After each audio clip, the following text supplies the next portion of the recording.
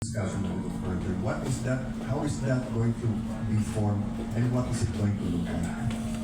Again, we have a number of laws in sports. Not too many people know there are 20 sports laws in the Philippines, and one of which ito going through the mandatory process, yung charter ng Philippine Sports Commission. Of course, when we talk about sports, hindi lang national athletes, pati student athletes, ano ba ang kanilang mga karapatan, professional athletes. So, multi-stakeholder tayo, may government, may private sector.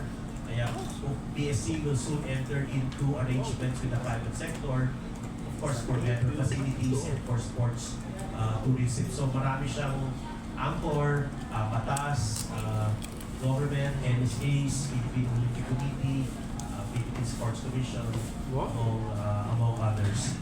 So, Let's go to Mayor Palmares. Mayor, sa experience niyo, you've drawn a lot of people and a lot of international sports events to Pasig City. Bakit nyo naisipang gawin yun? Good morning, at I'm very happy to be here, Sir Bill. Just want to share a simple story when I first became a mayor. I first became a mayor in 2019. COVID mayor ako. July 10, 2019. I could not forget that day. May seminar kami sa Century Park Hotel.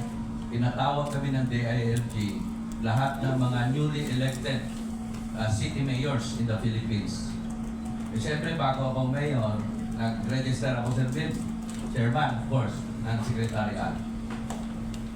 Nung sinabi ko na yung city ko, sabi ng babae, Pasig City. Siyempre, Pasig City ako P-A-S-S-I. So, dami na rin ako experiences yan. Pero that moment really was the eye-opener to me. Sabi ko, ma'am, hindi naman ako si Vico Soto Ako si Mayor Stephen Palmares ng Pasig. If you try to look at the map in Panay, tatlong city lang yung Panay. Iloilo City, Rojas City, at saka kami na maliit, Pasig City, a component city. Kung titingnan mo, nasa gitna kami, landa kami. Walang dagat, walang airport, walang Banawe Rice Terraces, wala, halos wala.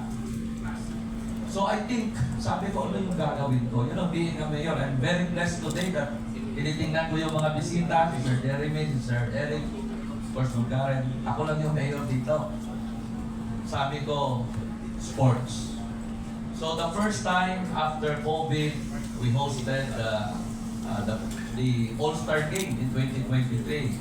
Tapos in PBL, boxing, lahat na, Go for Gold, lahat, PBL, Philippine Volleyball League, halos lahat, pabalik-balik na, the Asian Tournament. And because of that, siguro the reason why I am here today is because of sports. Kung wala siguro yung sports, wala ako dito. So sports tourism is very important for drawing visitors, lahat yan sa city. And I am proud to tell everyone na kami na maliit na 4th class component city. Ngayon, in 2025, we are now a 3rd class component city. So na-improve na. And that is because of sports. So nagpapasalamat talaga ako sa sports. Na if you go to Western Visayas now, if you talk of sports, Pasig. So Sir Bill was there, Secretary Al-Agra was there, Ma'am Karen, Sir Jeremy, and the rest of some of us here was there in Pasig. And I'm inviting all of you to visit Pasig because this year, again, Sir Bill will be making history. We'll be hosting the Western Visayas Regional Athletic Association meet, Region 6. Parang ordinaryo, pero sa akin it's very historical kasi this will be the first time that the WIBRA meet or any regional meet is being hosted not by a province but by a component city, a small city, Pasig. That is because of sport. Magandang umaga po. Mayor, as a follow-up question, what is the economic impact on Pasig City by having all of these big sports? Yes, as I've stated, naging ano na tayo, kung titignan mo ngayon, meron na kami itong showcase ka-open lang. So I'm very happy. Jollibee namin, tatlo. Oh, may chowking na kami. Yeah, that is because of sports. So everyone is flocking in, is going in. Kaya nga, tuwan kami ni Sir kanina sa Wolfgang. Sabi ko, maganda yung location doon sa Iloilo City kasi we're a component city. Iloilo City is a highly urbanized city. So maliit na maliit kami. At a new city, we were only in, we became a city in 1998. So mga 27 years pa lang kami, 28. So, in terms of economics, yun yan, naging third-class component city na kami. Nasa billionaire group na kami sa ng city. That's it.